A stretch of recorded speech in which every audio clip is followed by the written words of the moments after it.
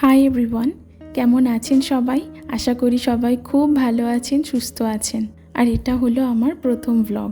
হ্যাঁ, mini blog আমি upload করি, মিনি ব্লগ তো দিই, কিন্তু এইভাবে ক্যামেরার সামনে নিজেকে রেখে কথা বলা, সেটা না সাহস একদম কুলিয়ে উঠতে পারছিলাম না। তাই অগত্যা ভিডিওটা ভয়েস ওভার করি আপলোড করতে হয়। আজ হলো সানডে, এখন সকাল প্রায় 10:30 মতো বাজে।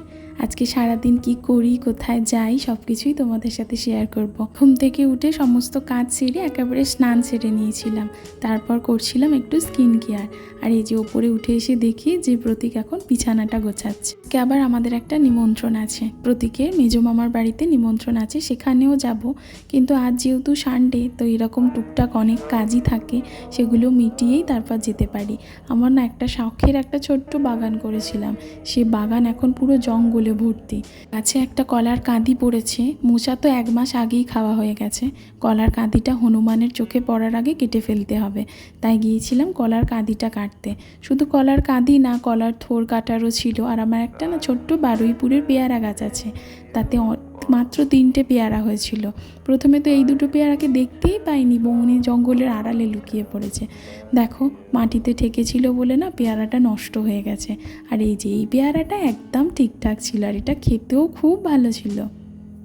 আর এই হলো আমার ছোট্ট বাগানের সবজির কালেকশান। চলো এবার রেডি হতে হবে, কারণ অনেকটা বেলা হয়ে গেছে, প্রায় 12টা মতো বেজে গেছে। আজকে আমি এই শাড়িটা পরে যাব। আর যে ব্লাউজটা দেখছো, এই ব্লাউজটা কিন্তু আমি নিজেই বানিয়েছি। ব্লাউজের ডিজাইনটা এটা ছিল বিয়ের আগে বানানো, বিয়েতেই কোনো একটা প্রোগ্রামও পরবো বলে ভেবেছিলাম, কিন্তু সে আর পরা হয়নি। তাই এখন নতুন শাড়িটাই মামার বাড়ি যাচ্ছি বলে তাই পরে গিয়েছিলাম। আর আমাদের যেতে এতটাই লেট হয়ে গেছে, প্রায় 2টো মতো বেজে গেছে। গিয়ে দেখি মামা মামি খেতেও বসে পড়েছে। তাই গিয়ে আর একটু গল্প করা, আড্ডা মারা কিছুই সময় পাইনি, সোজা আমরাও খেয়ে দিয়ে রেস্ট নিচ্ছিলাম। এখন মামির বাড়ি গেলে বড্ড ফাঁকা ফাঁকা লাগে, ভাই নেই। আর এটা ছিল ভাইয়ের ঘর। এখানে একটা কম্পিউটারও ছিল, সেটা এখন আমি নিয়ে চলে গেছি, যেহেতু ও এখন থাকে না, ও চাকরি সূত্রে গুজরাটে থাকে। আর দেখো মামি কত কি রান্না করেছে, ভাত, মুগের ডাল, পোস্ত আলু ভাজা, ইলিশ মাছ, পুঁই শাকের ছাঁচড়া, চাটনি, অনেক কিছু। আজকে মামির বাড়িতে অনেক সন্ধে পর্যন্তই ছিলাম, তারপর বেরিয়ে যাচ্ছিলাম বাড়িতে। বাড়ি যাওয়ার পথে দাদা বৌদির সাথে দেখা করে তারপর গিয়েছিলাম মায়ের কাছে। এখন যেহেতু শ্রাবণ মাস, তাই শিব মন্দিরগুলোতে এখন সৎসঙ্গ চলছে। এরপর যাব মায়ের কাছে।